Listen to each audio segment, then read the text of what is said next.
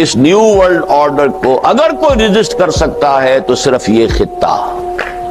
ایران، افغانستان اور پاکستان، اور اگر یہ ہو گیا تو روسی ترکستان کا علاقہ بھی، اس میں بھی کچھ فنڈامنٹلز تحریکیں اور فکر جو ہے پہنچ چکا ہے،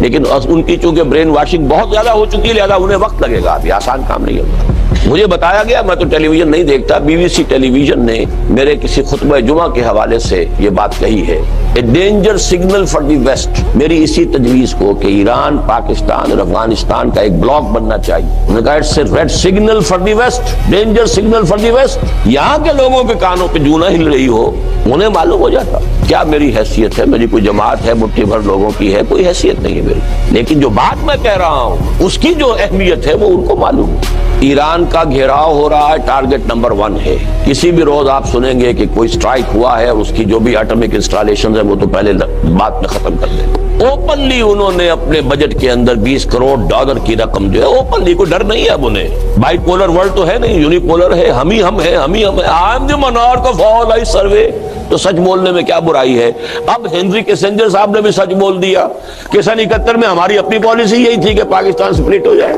پہلے نہیں کہہ سکتے تھے جب تک روس موجود تھا،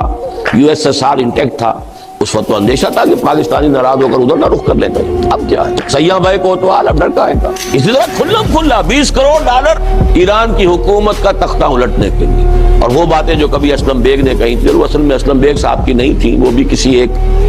ادارے نے، میں اب اس میں وقت نہیں لگا سکتا، انہیں مہیا کی تھی معلومات، جس کی بنا پر انہوں نے کہا تھا، صحیح کہا تھا کہ اس وقت کا ٹارگٹ امیڈیٹ تو عراق ہے، جو کچھ ہو رہا ہے، second target is Iran, and third is Pakistan.